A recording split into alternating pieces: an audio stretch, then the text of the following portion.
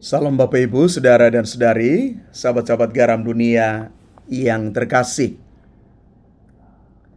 Cara kita memandang sesuatu itu sangat dipengaruhi oleh pola pikir dan pola rasa kita.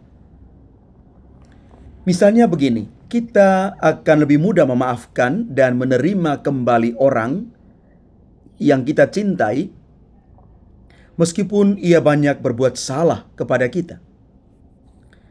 Sebaliknya, kalau kita terlanjur membenci seseorang,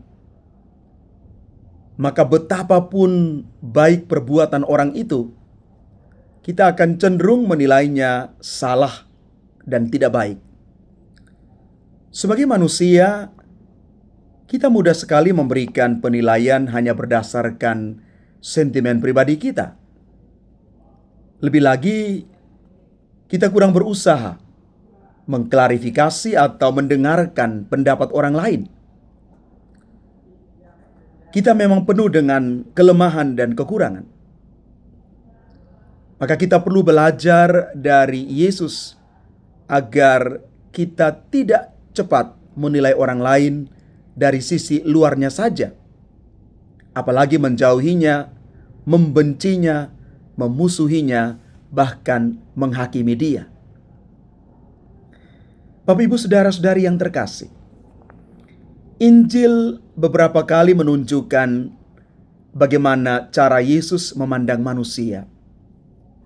Khususnya dalam Injil hari ini dikatakan bahwa Yesus merasa sedih sekaligus marah akibat kemunafikan orang-orang Farisi, yakni pemimpin agama Yudaisme.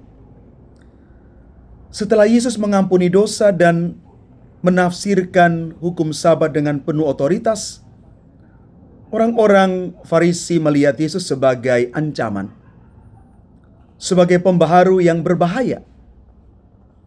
Mereka juga ingin menyingkirkan Yesus karena sewaktu ia menyembuhkan orang yang lumpuh tangannya, mereka merasa dipermalukan di mata banyak orang.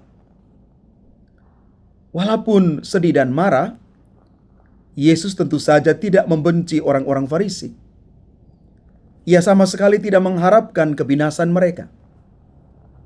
Yesus justru prihatin karena mereka melalaikan semangat cinta kasih kepada sesama dan memendam niat buruk untuk membunuhnya. Dengan kata lain, Yesus marah karena orang-orang Farisi berpaling dari Allah dan menjauhi keselamatan yang Yesus tawarkan dan bawa kepada mereka. Yesus mendambakan kesadaran dan pertobatan mereka. Bapak Ibu saudara-saudari terkasih, mungkin tanpa kita sadari, Yesus juga sering memandang kita dengan sedih dan marah. Kita sering berbangga ketika berbuat baik atau ketika terlibat aktif, baik di gereja maupun di masyarakat, sebagai seorang pelayan, entah itu sebagai lektor, anggota paduan suara, tim dekorasi, asisten imam, misdinar, dan lain sebagainya. Namun jangan-jangan kita hanya aktif karena suka merasa diri penting, senang dipuji, atau menjadi pusat perhatian, dan lain sebagainya.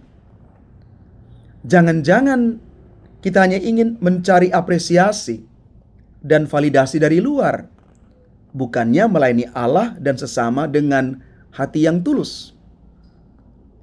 Itulah sebabnya kita mudah iri hati, tersinggung, dan mungkin juga ngambek ketika kita tidak dipuji, ketika kita dikritik, serta ketika orang lain tampil lebih baik dari kita. Ada orang-orang yang mungkin lebih baik tampil di permukaan. Dan kadang-kadang kita merasa itu sebagai ancaman, menjadi saingan kita. Maka Bapak Ibu saudara-saudari terkasih, pertanyaan untuk kita, apa yang perlu saya lakukan agar Yesus tidak memandangku dengan sedih dan marah? Bagaimana saya menyadarkan saudara-saudariku yang kadang-kadang hanya berorientasi mencari nama baik dan pujian? Mari Bapak Ibu saudara-saudari yang terkasih, kita sungguh-sungguh menjalankan apa yang kita lakukan semata-mata karena hanya untuk kemuliaan nama Tuhan yang lebih besar dan pasti berkat untuk kita. Tuhan memberkati kita sekalian. Amin.